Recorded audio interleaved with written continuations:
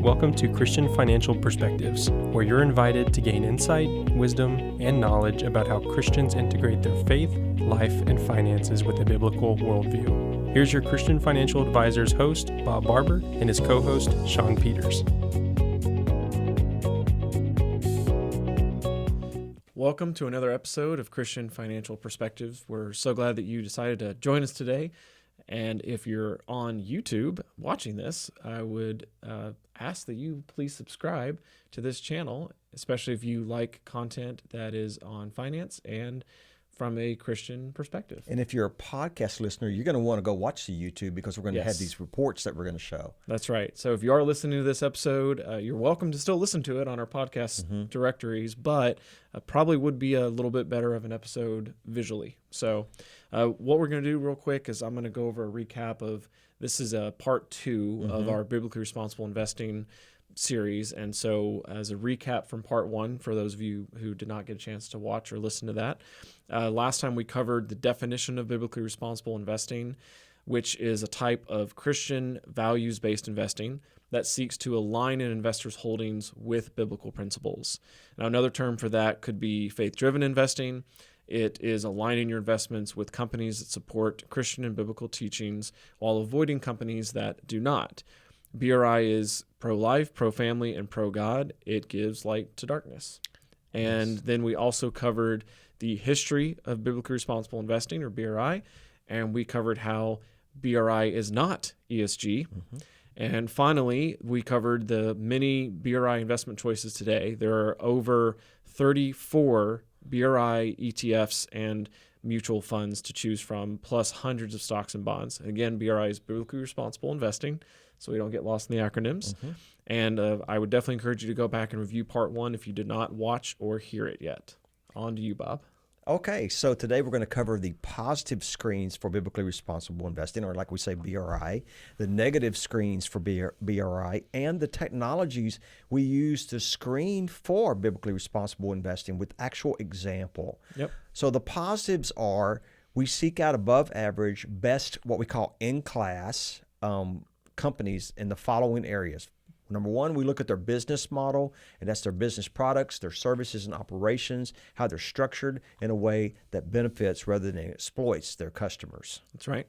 And number 2, we have product integrity and innovation.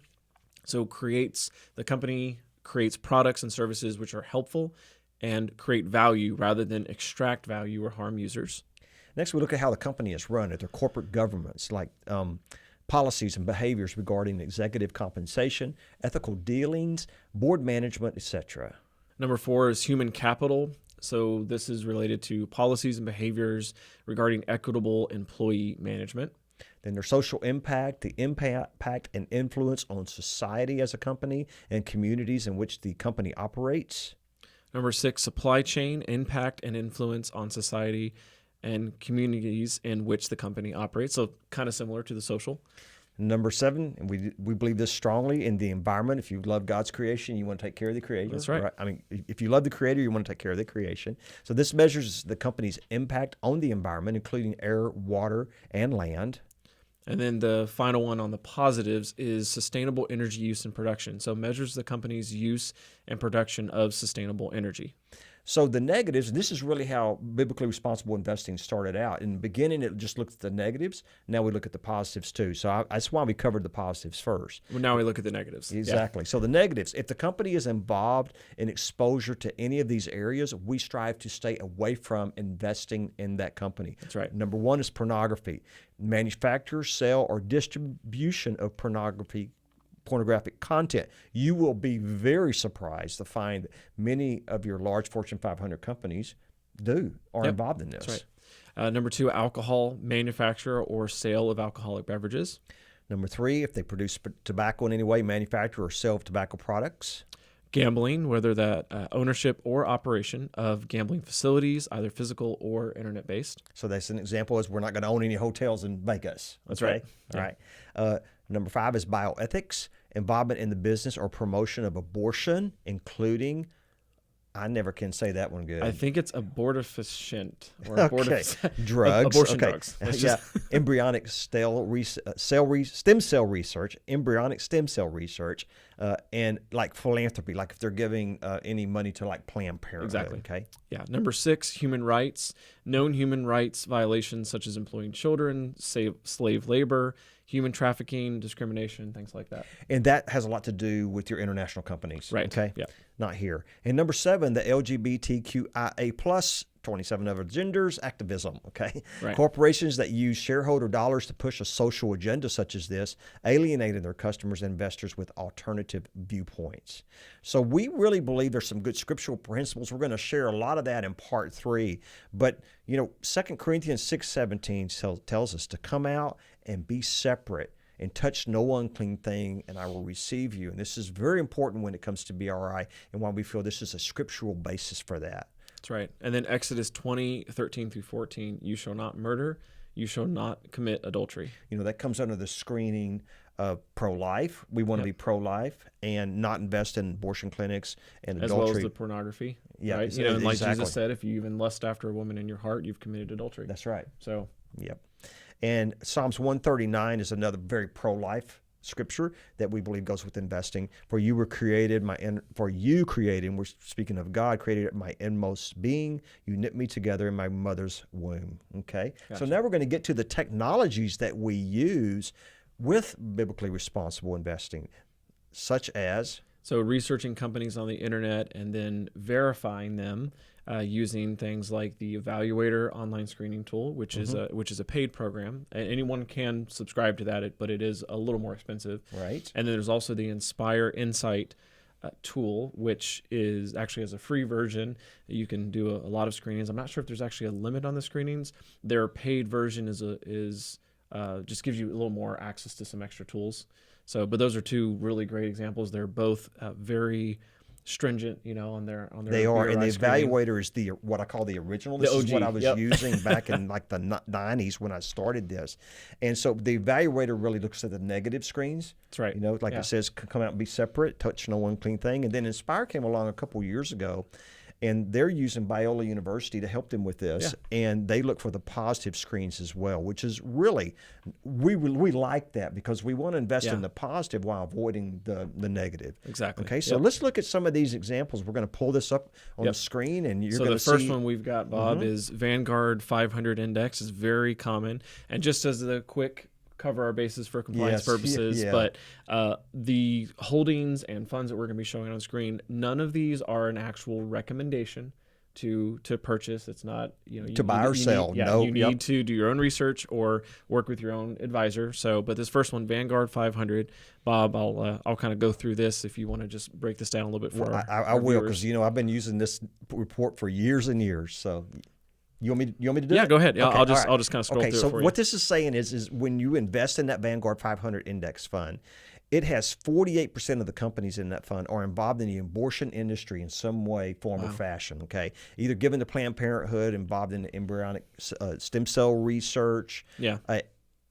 Just things like that. Then you look down, you see alcohol, entertainment, gambling, lifestyle. This shows how 65% of the companies in the S&P 500 index fund and this Vanguard 500 index fund are involved in the LGBTQIA plus. Like I say, 27 other genders. That's the latest I've heard. I don't know how many genders there are. Makes it easy. Yeah, I know. But okay, well, man and wife. It makes I just say LGBT plus because I can't keep track of all the acronyms. Keep track of it. Okay, then we got pornography. Okay. And people are real surprised when they see, like, you'll see down here where it says, well, you'll see Apple or you'll see like Microsoft, and you're like, how are they involved in pornography? It has to do with the distribution of it over their networks. That's okay. Right. That's what we mean by that. So, or it could be an example of, one that in their, say, like Apple TV or something. Or Netflix. Or Netflix, things like that. Mm-hmm. And then we have the Human Rights Campaign. This is something that came about later, Shawn. With the international, we started looking at that and going, well, this is human slavery. You're violating human rights. Not only that, but you have companies who have operations or manufacturing or things like that in other countries. So some of this would be U.S. companies with overseas operations. That's correct. But they're following the law of the the country over there, even though it wouldn't pass merit here in the United States. So you can see on the screen here, you can see these top companies that we have here, and you're like going, wow, I didn't know that. Those are well-known companies I recognize. But there are still a lot of great companies to invest in. So don't just think about the negative. There's still a lot of positive, great companies to invest in. And keep in mind, too, whenever you see an evaluator report, this is the top violating companies. These are not all of the companies within this particular holding. It only shows, I think it's like top 15 or something like that. So let's show a positive fund. So we just showed a positive. We pulled up the Timothy Plan High Dividend ETF. You notice? No violations. Zero. And if they do find one violation, they will sell that holding almost immediately, Shawn. I mean, not almost. They will. If the day that they find that out, they'll turn around.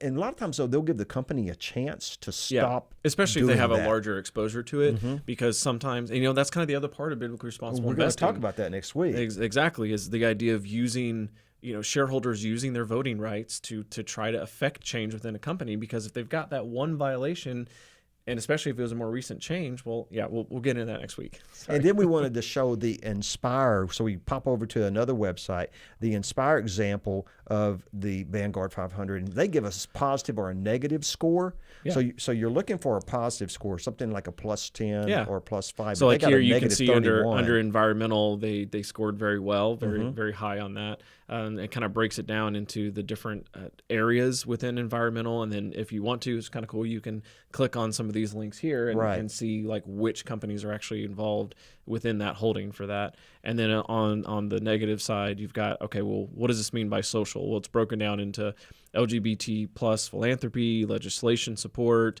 abortion promotion, LGBT promotion, pornography, and then you've got the abortion drugs, stem cell research. It just kind of breaks all that down. It's a fantastic program. Yeah. And then we had the Inspire positive. We looked for, let's look at a positive stock, because we talked about some negatives. Right.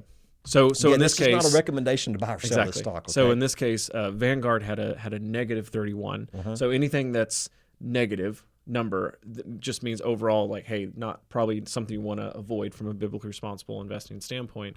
And then if you have a company that's got a positive score for their overall Inspire impact, that's a good potential option. And this is in this case, they didn't have any negative screenings that came up. They had multiple areas, environmental, social, and governance, that came up as positive screens. So that was a 60, which is a very, very high score. And then here's what it looks like on the evaluator, or what they call their investigate or investigation side. And so you'll see here, hey, look, zero violations. Didn't have any violations, so that's good. And then. So now the company just has to pass what we call pass the muster. They have to for their financials. They got to look good financially, and that's why we're not saying we would buy or sell this company. Once it's made it through this process for BRI, then we can look at the company. Is this a good company to buy or not? Yeah. Okay. Exactly. Now it has to pass the actual financials. Yeah. Exactly. Okay. All right. So that's going to do it for today as far as part 2 and how we use technology. Next week, we're going to cover why biblically responsible investing is so extremely important, especially to a Christian. What's the scriptural basis for being biblically responsible, and how BRI makes a difference in the marketplace. That's right. In learning about BRI, if this is stirring your heart and you'd like to align your Christian faith and your biblical worldview with how you invest, then give us a call or text us at 830-609-6986 during regular business hours, or find out more by going to ChristianFinancialAdvisors.com. ChristianFinancialAdvisors.com. That's right. So that's all for today. And you don't want to miss part 3, which should be coming out next week. And we look forward to seeing you there. Thanks. God bless. Thank you so much for watching. If you enjoyed that video, be sure to like and comment, and subscribe to our channel so you can get future updates. You can also follow us on social media, handle shown on screen. In the meantime, check out one of these other videos.